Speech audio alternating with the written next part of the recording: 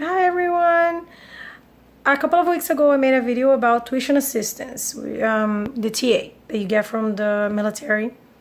And I explained that the tuition assistance goes up to a bachelor's degree, and it will be the smartest choice to use that for your degree up until your bachelor's and save your GI Bill. Now I want to talk about the GI Bill. So as you know, the tuition assistance, as I explained it before, you apply for your class, then you go to the website for your branch, and then over there you input what classes you're taking, and then your supervisor will approve, and then the tuition assistance will pay for your tuition and nothing else. So if there is any like lab fees and books and whatever, you don't get any money for that. But you do have your tuition paid for, which is great. Anyway, so now I want to go to the GI Bill. The GI Bill, you also can use it for your bachelor's degree and your associate's degree. However, as a personal opinion, I wouldn't use for that, but that's up to you. So there are two types of GI Bill. There is the Montgomery GI Bill and the post 9/11 GI Bill. They just have the same name. They're not really the same. The Montgomery GI Bill, they give you a cap of an amount that they're going to pay, and then if you have something that's called the kicker, it's a little extra money they will give you for like your expenses while you're in school, so then you don't have to work, but it's not that much money. So you have to look into your contract and see how much money you're getting for that. And then that amount of money is set. However, for me, I think that the post 9/11, I think it was best for me.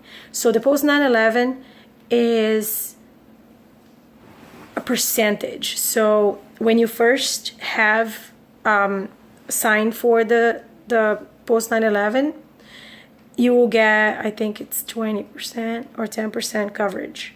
And then at each deployment of 90 days or more, I think, then after that you start raising your percentage basically. So I'm gonna go back and explain a little more detailed.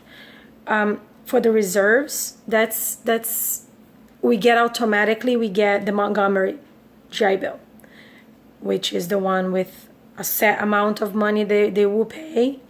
So it would be like, for instance, just to give you an example, they will give you $30,000 for the Montgomery GI Bill, and then you have those $30,000 to use for your schooling and nothing else. So you can pay lab fees, tuition, whatever you want to pay with that.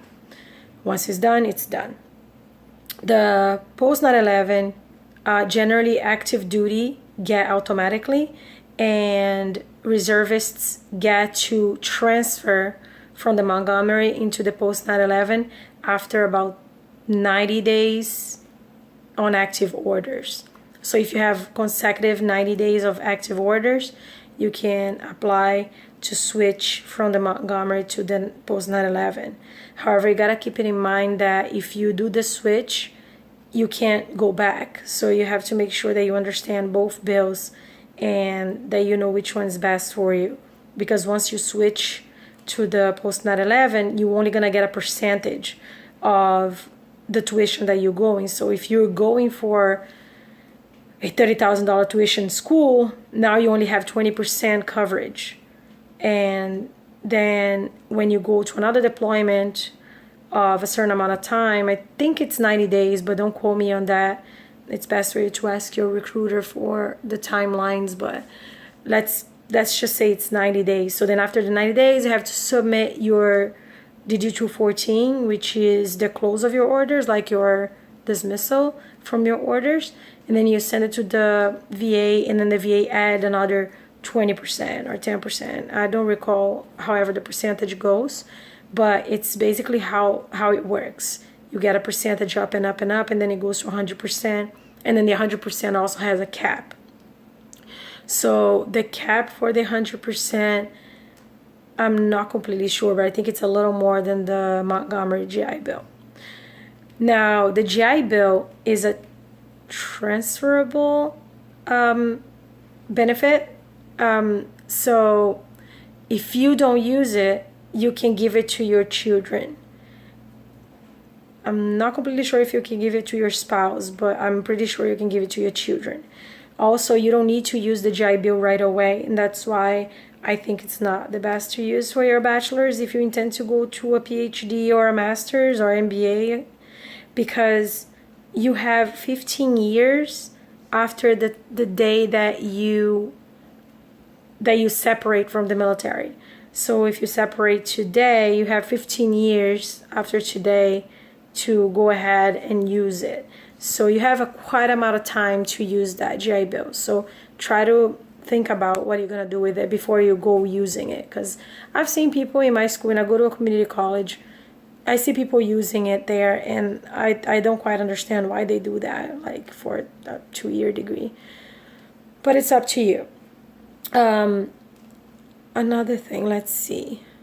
Oh, also you got to keep in mind that doing the post 9/11, as I said, you have to send all your documentation and everything to the VA. So it's a little bit more of a hustle. You know, you have to be sending stuff, and it's the VA that deals with it. So when you apply for it, you have to go to the VA and whatnot. Leave any questions you might have about the GI Bill, the post 9/11, and the Montgomery.